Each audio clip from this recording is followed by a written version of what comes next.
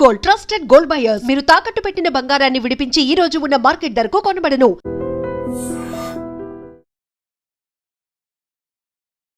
నమస్తే, welcome back to IT media. నేను మీ ఝాన్సీ. సో ఈరోజు మనతో ఉన్న guest AMFI registered mutual fund distributor, అలాగే ఏఎఫ్ డిస్ట్రిబ్యూటర్ కూడా సాల్మన్ గారు మనతో ఉన్నారు.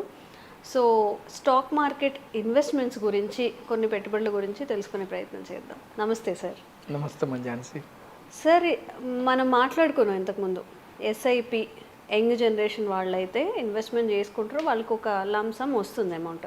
మరి 60 అబవ్ ఉన్న ఏజ్ వాళ్ళు, సపోజ్ వాళ్ళ దగ్గర సమ్ అమౌంట్ ఉంది, దాన్ని ఇన్వెస్ట్మెంట్ చేయొచ్చా?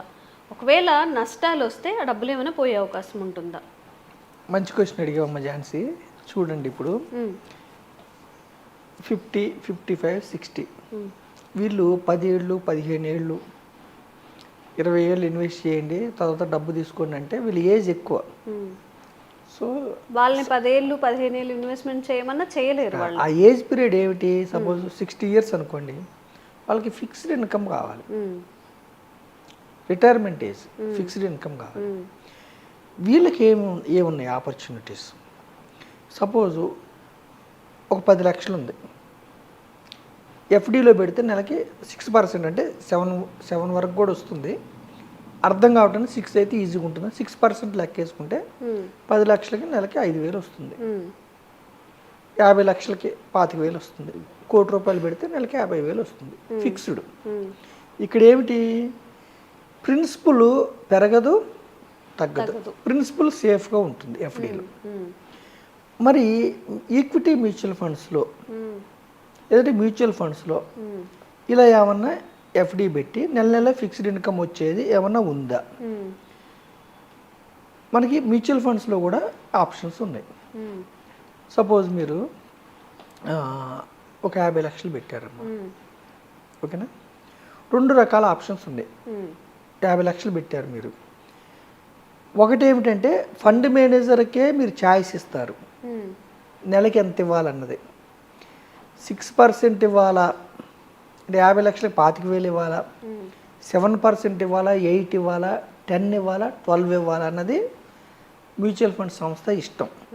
అంటే ఇక్కడ మార్కెట్స్ బాగున్నప్పుడు అతను 8%, 9% కూడా ఇస్తాడు, ఎక్కువ ఇస్తాడు. దీన్ని ఏమంటారంటే IDCW, income distribution come withdrawal plan. అంటే ఫండ్ మేనేజరు నెల నెల 6% ఇవ్వాలా, 10 ఇవ్వాలా, 12 ఇవ్వాలా, ఆయన ఇష్టం. రెండో మెథడ్ ఉందమ్మా. ఒక్కొక్కసారి ఆయన తక్కువ ఇవ్వచ్చు, ఒక్కొక్కసారి ఎక్కువ ఇవ్వచ్చు. అప్పుడు మన యొక్క లివింగ్ స్టైల్ మీద ఖర్చు ఎంత పెట్టాలో, ఎంత వస్తుందో తెలియదు, ఈ నెల ఎంత పెట్టాలో తెలియదు. కాబట్టి సిస్టమాటిక్ విత్డ్రాల్ ప్లాన్ అని ఒకటి ఉంది, SWP. SIPకి ఆపోజిట్. SIP అంటే సిస్టమాటిక్ ఇన్వెస్ట్మెంట్ ప్లాన్. అంటే యూత్ వీళ్ళు క్యాపిటల్ అప్రిసియేషన్ కోసం, ఒక డబ్బు సమకూర్చుకోవడం కోసం చేసేది SIP. SWP అంటే మనం ఒక సంపదని ఇన్వెస్ట్ చేస్తాము, ప్రతి నెల తీసుకోదాన్ని SWP అంటారు, సిస్టమాటిక్ విత్డ్రాల్ ప్లాన్ అని.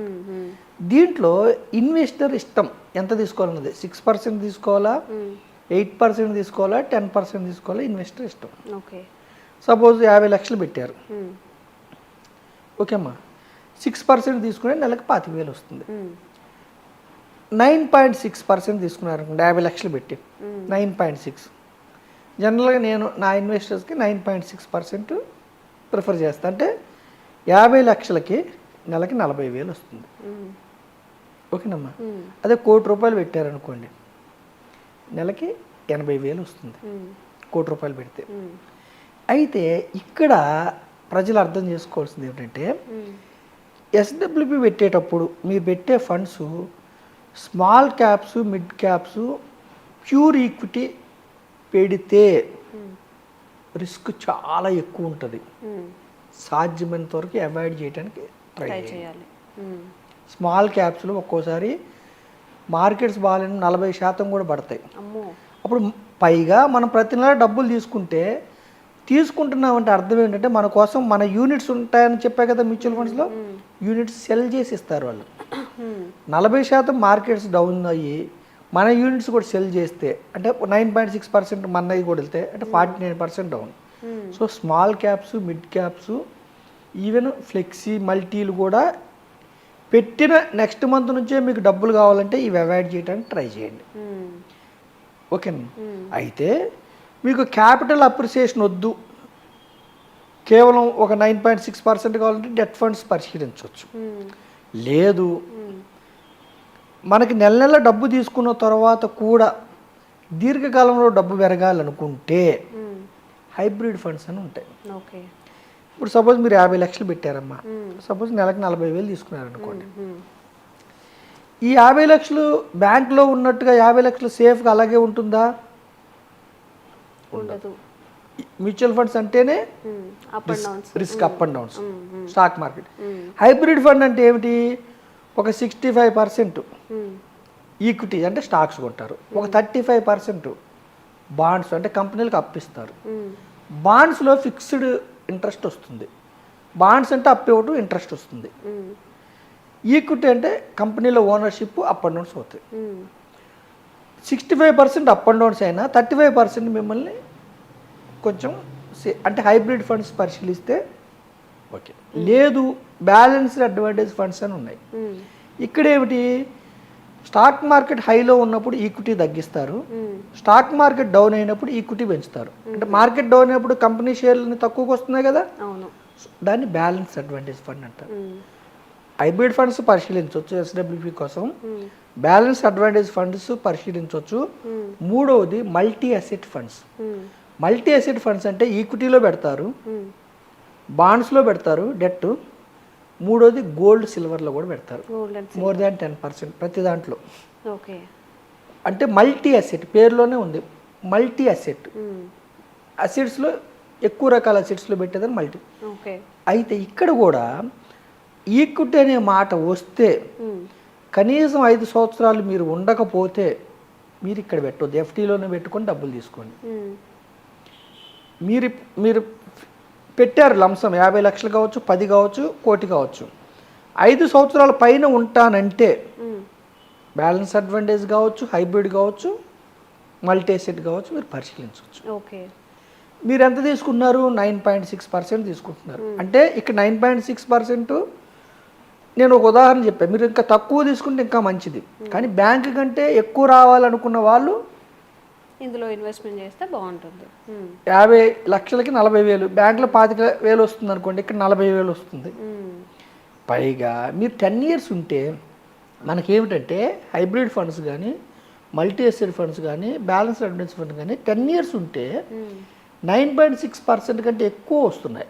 కొన్ని సందర్భాల్లో నెగిటివ్ రిటర్న్స్ వచ్చినా ఎక్కువ వస్తుంది. అంటే మీ ప్రిన్సిపల్ 10 ఇయర్స్ ఉంటే పెరిగే అవకాశం ఉంది.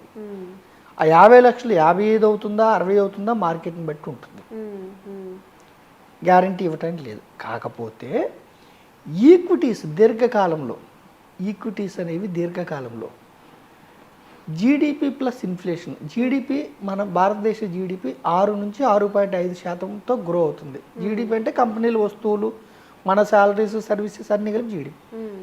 జీడిపి పెరుగుతుందంటే స్టాక్స్ కంపెనీస్ ప్రొడ్యూస్ చేస్తున్నాయి, స్టాక్స్ విలువ పెరుగుతుంది, లాభాలు వస్తాయి. ఇన్ఫ్లేషన్ ధరల పెరుగుదల అరౌండ్ 10%, 6 + 4 to 5 అంటే 10 to 12% కంఫర్టబుల్గా జీడిపి ప్లస్ ఇన్ఫ్లేషన్ బట్టి ఈక్విటీ రిటర్న్స్ వస్తాయి. ఒక 10% వచ్చింది అనుకోండి అమ్మా, అయినా మనం తీసుకుంటుంది 9.6%. కాబట్టి మీ ఫండ్ ప్లస్లో ఉండే అవకాశం ఉంది. 12% వచ్చింది అనుకోండి, 3% మీకు అక్యుములేట్ అవుతుంది. అంటే మీ యొక్క ప్రిన్సిపల్ 10 ఇయర్స్ పైన ఉంటే 12% 14% వస్తే మీ యొక్క ప్రిన్సిపల్ అక్యుములేట్ అవుతుంది. అప్పుడు మీరు 9.6% వెరీ గుడ్ రిటర్న్ తీసుకుంటే కూడా మీ ప్రిన్సిపల్ ప్లస్లో ఉంటుంది.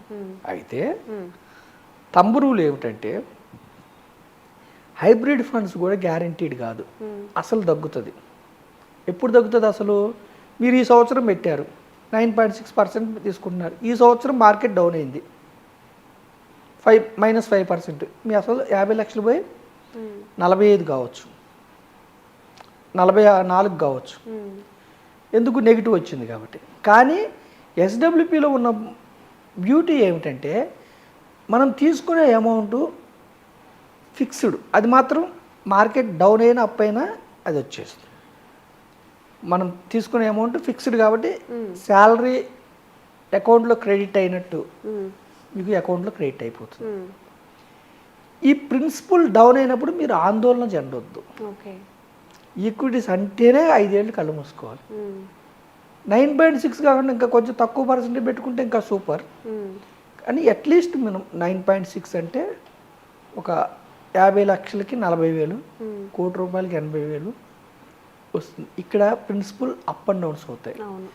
ప్రిన్సిపల్ అప్ అండ్ డౌన్స్ అయిన చూసి తట్టుకోలేని వాళ్ళు ఈక్విటీ మ్యూచువల్ ఫండ్స్లోకి రావద్దు, ఎఫ్డీలోనే పెట్టుకోవాలి. ఓకే, కొంచెం ఇక్కడ ఎందుకు రమ్మంటున్నామంటే ఇన్ఫ్లేషన్ ఉంది కదమ్మా, 6% 5% పెరుగుతుంది. ఒక 5 ఏళ్ళు 10 ఏళ్ళ తర్వాత వీళ్ళకి ఇంకా ఎక్కువ డబ్బు అవసరం ఉంటుంది. అందుకనే ఈక్విటీస్ అంటే కంపెనీలో ఓనర్షిప్ మీ యొక్క డబ్బుకి జత కలిస్తే ఎక్కువ ఆల్ఫా జనరేట్ చేసుకోవచ్చు. ఇన్ఫ్లేషన్ హెడ్జింగ్ అంటే ఇన్ఫ్లేషన్ దాటి మీరు మీ అవసరాలు తీరుతాయి కాబట్టి పెద్దవాళ్ళకి ఏం చెప్తున్నామంటే మనం ఎస్డబ్ల్యూ అనే సాధనం ఉంది, కానీ మీ యొక్క లంసం మోర్ దాన్ 5 years ఉంచుతానంటేనే హైబ్రిడ్ ఫండ్స్ కానీ బ్యాలెన్స్డ్ అడ్వాంటేజ్ కానీ మల్టీ అసెట్ ఫండ్స్లో కానీ పెట్టాలి. రెండోది ఏంటంటే ఎఫ్డీలో మీకు ట్యాక్స్ పడుతుంది. ఎఫ్డీలో మీకు వచ్చే ఇంట్రెస్ట్ మీద. ఇక్కడ ఏమిటంటే ఐడిసిడబ్ల్యూలో కూడా టీడీఎస్ పడుతుంది 5,000 దాటితే, డివిడెండ్ 5,000 దాటితే టీడీఎస్. ఎస్డబ్ల్యూపీలో మాత్రం మీకు తక్కువ ట్యాక్స్తో బయటపడవచ్చు మీరు. ఎందుకంటే సిస్టమేటిక్ విత్డ్రాయల్ ప్లాన్ అంటే మీ అసలు ప్లస్ రిటర్న్ తీసుకుంటారు కాబట్టి అసలు పోర్షన్ మీద ట్యాక్స్ పడదు. మీరు పెట్టిన అసలు 10% వరకు వెనక్కి తీసుకుంటే కూడా ట్యాక్స్ పడదు. రిటర్న్ మీద కొంచెం షార్ట్ టర్మ్ క్యాపిటల్ కానీ లాంగ్ టర్మ్ క్యాపిటల్ కానీ కొంచెమే పడుతుంది. సో ఎస్డబ్ల్యూపీ అయితే ఎస్డబ్ల్యూపీలో ఏమిటంటే మీ యూనిట్స్ తగ్గుతూ ఉంటాయి. ప్రతి నెల మనకి మన డబ్బుకి ఎన్ని యూనిట్స్ అవసరమో అన్ని యూనిట్స్ అమ్మేసి ఇస్తూ ఉంటారు కాబట్టి కొన్ని యూనిట్స్ తగ్గుతూ ఉంటాయి. అయితే మార్కెట్స్ పెరిగినప్పుడు యూనిట్స్ తగ్గిన ఎన్ఏవి రేటు పెరుగుతుంది, ఫండ్ పెరుగుతుంది. యూనిట్స్ తగ్గితే కూడా మార్కెట్స్ తగ్గినప్పుడు మాత్రం ఫండ్ నెగిటివ్ వెళ్తుంది. ఇది అర్థం చేసుకొని ఇన్వెస్ట్ చేసుకుంటే మంచిది. ఎస్డబ్ల్యూపీకి వెళ్ళినప్పుడు స్మాల్ మిడ్ అవాయిడ్ చేయటం మంచిది. ఓకేనమ్మా. సో ఏదైనా మీకు తెలియకపోతే ఒక డిస్ట్రిబ్యూటర్ ద్వారా ఫైనాన్షియల్ ప్రొఫెషనల్ ద్వారా వెళ్తే పెద్దవాళ్ళు ఇబ్బంది లేకుండా హ్యాపీగా ఫిక్స్డ్ శాలరీ వచ్చినట్టుగా మీరు బ్యాంకులో ఎలా తీసుకుంటారో అలా తీసుకోవచ్చు. ఓకే, రిస్క్ని అర్థం చేసుకోండి. ఓకే, సో ఓన్లీ ఇన్వెస్ట్మెంట్ లేకపోతే వీళ్ళు అంటే ఎంగేజ్లో ఉన్న వాళ్ళు చేసుకోండి అనేది కాదు, అందరికీ యూస్ఫుల్ అయ్యే వీడియో. ఇంకా మీరు ఎలాంటి ఇన్వెస్ట్మెంట్ ప్లాన్స్ తీసుకుంటే బాగుండు, ఎలా ఇన్వెస్ట్మెంట్ చేస్తే బాగుండు, అంటే ఎట్ ద ఏజ్ ఆఫ్ 60లో ఆ ఫైనాన్షియల్ ప్లానింగ్ అనేది ఎలా ఉండాలి అనే డౌట్స్ ఏమైనా ఉంటే కామెంట్ చేయండి. తప్పకుండా సాల్మన్ గారిని అడిగి మరొక వీడియోతో మంచి క్లారిఫికేషన్ తీసుకుందాం. Thank you sir. Thank you అమ్మా.